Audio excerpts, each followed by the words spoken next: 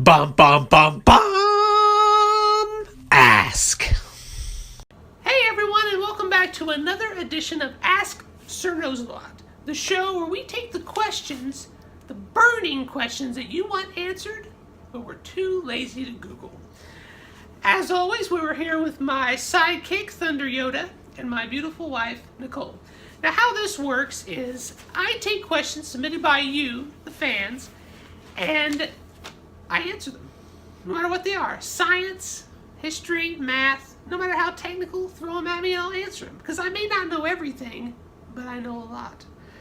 So, as I said, my lovely wife Nicole has poured through all of your questions and picked out the ones she thinks are the most challenging for today. So, take it away. I'm ready. Are you sure? I'm ready. Just take it. This is Throw it at me. intense.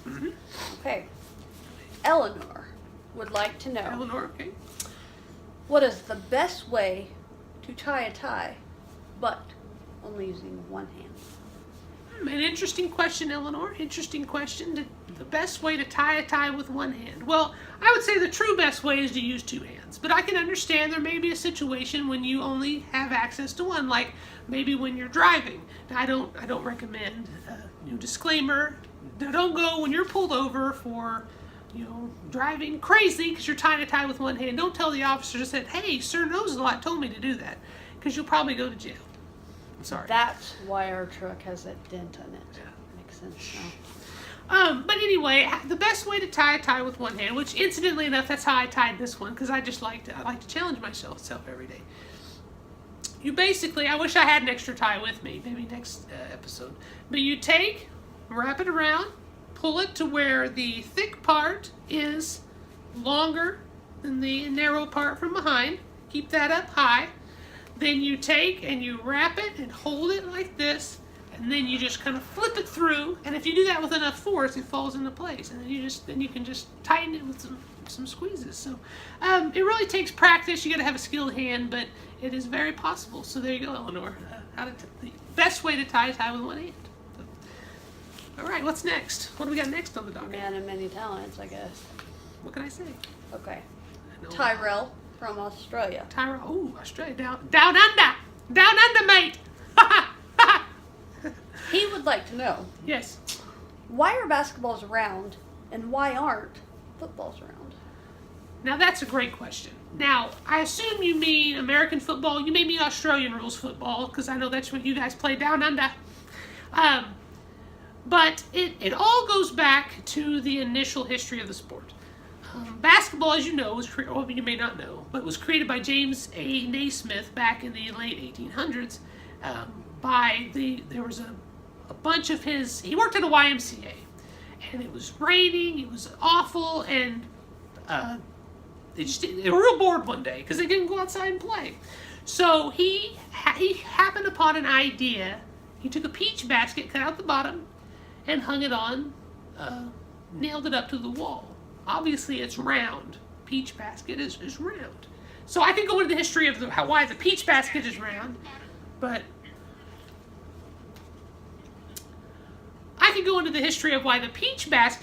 but we don't really have enough time for that. But it was round, so he came up with the game to put something through it, and of course it would have to be round to fit. So thus peach basketball was round. Now football is a lot different. When it came about, you used your feet, kind of like soccer. But you kicked it to start the games. You've seen football. Even Australian rules does the same thing. And to kick a round ball doesn't work very well. It works for soccer, but not for this sport. Do we have to catch it and run with your hands to catch it? Round ball's harder to catch like that. And football, foot is long.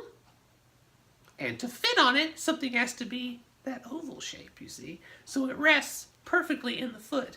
So that is why football is oblong like that. They tried to do it round, but it's hard to throw like they wanted to throw it, how they came up with the sport, so they had to make it more oblong. So that's why basketball is round and football is the shape it is. So there you go. Wow. There you go, Tyrell. next time you're down under with your friends, just throw out that little tidbit. Well, you sure know a lot. Uh-huh. Tyrell, thank you, Tyrell. We're gonna be hearing about this forever. Yeah, and these are good questions so far, but I don't want to brag, but they're not that challenging. I'm sorry, Tyrell, Eleanor, but I know a lot, so just challenging stuff. But anyway, what do we got next? He thinks he knows everything. I don't know everything, but I do know a lot. Anyway. Okay. What could possibly be the reason that women get nails? Fake nails. Fake nails. Fake nails. What's the point of them? I would imagine. Who asked this one?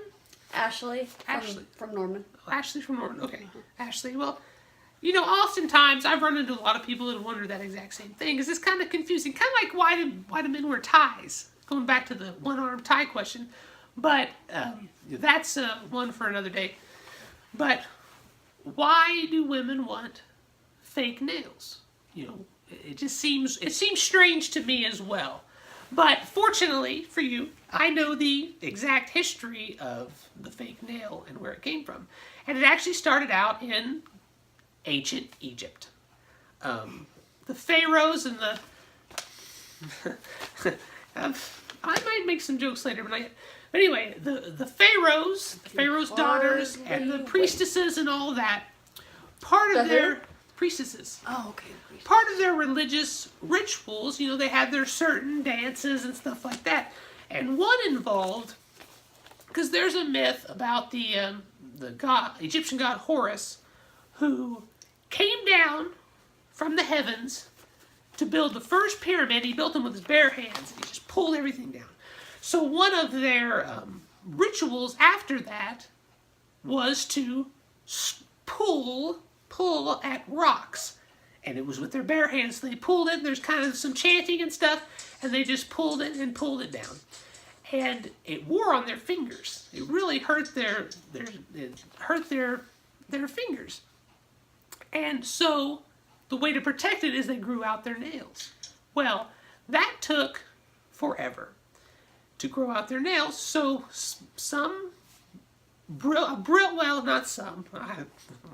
being modest there, a brilliant young Egyptian craftsman his name was Horus as well, named after the god, Horus Vermil. Horus Vermil. What was it? Horus Vermil was his name. Vermil. Okay, guys. Yeah. Don't look that up on Google. No, because you don't need to, because you're asking me. Horus Vermil, he saw what these priestesses were going through, and he felt sorry for them. So he thought if there was some way to protect their nails during these rituals. So he took some metal, he hammered them out, and because he also made swords. And he crafted these things that actually wrapped around the finger and extended so they could claw at these rocks to mimic what the god Horus did and protect their fingers. Well, it took off from there, and then over time, you know how things do. Things started, that aspect of it started to fade away. And we got into the Victorian England time. Everyone was all fancy, the wigs and all that stuff. And so, excuse me. You're getting all fired up. Yeah. That tradition kind of continued into England, and they started wearing their long nails, and it just became kind of a fashion statement. And it kind of relates to, the priestesses that did these rituals they were put on pedestals. That was the job to have. I mean, they were almost worshipped themselves. So, as these things kind of trickled through history and got into England and the modern times, and now to have nails, you look good, you want to be worshipped, as women want to be worshipped. So that's why they now have fake nails. And they don't use metal anymore. That'd be kind of awkward and dangerous, but there you go. So that's something you won't read in your history books. That's true stuff. So there you go, Ashley. I hope that helps you out. Maybe be on Jeopardy sometime. Okay, we got anything else? We got time for a couple more? Unfortunately. You doing okay? You got a headache? I'm kind of afraid to ask this after that Horace and stuff. Horace Vermeil. Okay, next. Ask him about that tomorrow. Okay, what do we got next? How are hot dogs made? And Hodog Thornton, he lives down the road, he asked that. Oh, Dog Thornton. he's He a funny guy. said in a side note that his parents named him Hodog because his dad loved hot dogs. But they don't know the history, so what's the history? You want how it's made or the history? I Two would different like questions. to know, it says, how are hot dogs made? Okay, so that's How are what hot I dogs want to made? know. Okay, we'll stick with that because the history of the hot dog is a long, winding road full of mystery, suspense, involves spies, Nazis. It's crazy. So we'll just talk about how hot dogs are made. And it's really not. If you're it's, a vegan, vegetarian, plug your ears because you ain't going to want to hear this. well, it's not really that big of a deal. It's really not. It's basically Do they grow them out of the ground? No.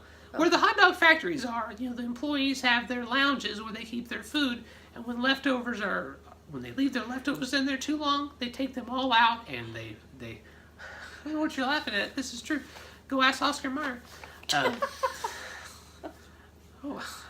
Anyway, they take all the leftover food, they open a big vat, it liquefies it to a certain degree so it kills all the bacteria and stuff that's there. It's safe. And then they take it and they pour it into a hot dog mold. And then they flash heat it to solidify it, and then they package it and send it to your homes. So, they're not going to tell you that either. You look up the Oscar Mayer website, there'll be some long thing about ingredients and stuff. Don't listen to it. It's their employees' leftover food. They liquefy and flash heat into a... do you have a call? I mean, is something more important than the show? No, I was just looking at the time. Okay. No, forgive her. Okay. But that's... I mean, with such interesting information. I know. I don't know why you're not just glued. I thought she was trying to look up to fact check me, and you don't fact check Sir knows a lot. But anyway, that's how hot dogs are made. But it's safe.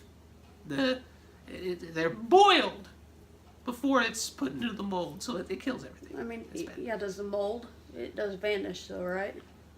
Or is there like a limit? Can it only be in the fridge for like a month? At what point? Oh, no, does it has to cross be. the It line? has to be in the fridge at least a month. They're like wine. It's aged, miscellaneous. So there we go. That's what we got. 4 questions in the book here. Yeah. I think we got time for one more. One more question. All right, shoot. Let's hit it. When did the first marriage occur? Well, obviously we can go to Adam and Eve. Would be the first marriage. After that. After that, And how many guests were in attendance? Oh, so like a wedding, a true wedding. Oh, okay. Yeah. Because they have had marriages since the dawn of time, but you want to know how the wedding developed. Okay. Well, this was a very, very interesting story, really. And I'm going to condense it because, again, you don't want to be here for 4 hours. Maybe you do. I'm sure a lot of you do would love to hear it. Maybe I'll put out a special video for that. But anyway, wedding. It originated during the Civil War, actually. Wait, don't take that. I take that back. The Civil War. That's stupid. I don't know what I'm thinking. I was thinking of a certain type of wedding. But the actual first wedding took place in the Roman era. Back in ancient Rome. The BCs. The BCs. What's that mean? Before Christ. Before Jesus was even here. Oh, so it's not before cheese? No, that's... I'm sorry. I know. I'm sorry. I'm hungry, I'm the sorry. one that answers the questions, but she likes to chime in. But anyway, weddings.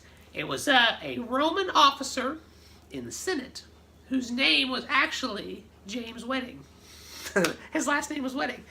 And his daughter wanted to get married. And they didn't really have ceremonies, but he loved his daughter very much. And he was a very rich, extravagant guy. And he wanted to throw a big party for it, a big feast.